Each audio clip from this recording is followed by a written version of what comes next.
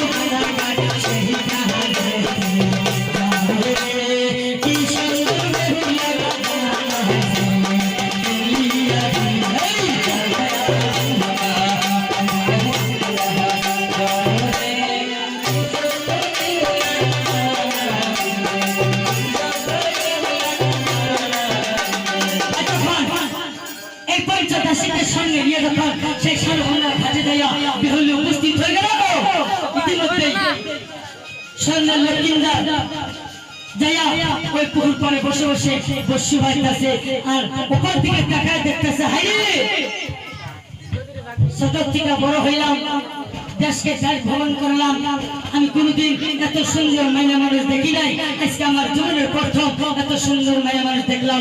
তাই ভাই জল চোখে বলতেছে, চলো আমরা দুজন পড়ে যাবো, ওই সুন্দর মেয়েটাকে তাকে না দেখে তার কথা না শুনে আমরা কিন্তু তার বাড়িতে যাবো না। তাই সেই মেয়েটাকে তখন দেখতে পাইল এইদিকে লক্ষিন্দর আর তার বন্ধু সাথী নিয়ে সেই সাগর পাড়ি দিয়ে নদীর বই সালবাতার ঘাট পাড়ি দিয়ে সেই বেহুলার দিকে চলো চলো। এই কথা বলিয়া লক্ষিন্দর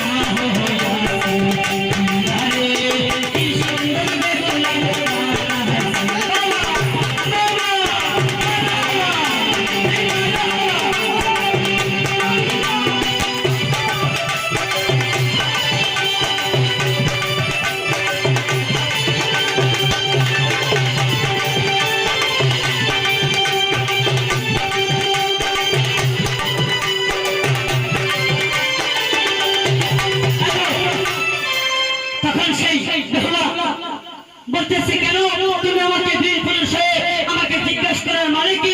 বলতেছি দেখো সখী, সারা জীবন অনেক মেয়ে মানুষ দেখেছি, আমি তোমার মতো সুন্দরী মেয়ে মানুষ আজ পর্যন্ত তোমার দেখিনি। তাই বলতেছি ঠিক আছে, আমার বাড়ি ঈশানীনগর, বাবার নাম সাইদুল সদাগর, আমার নাম বেহুলা, তাই আমার কোনো বিয়ে শুরু হয়নি, আর আমি তোমার সাথে বিয়ে বসবো না। বলতেছি ঠিক আছে, তুমি যদি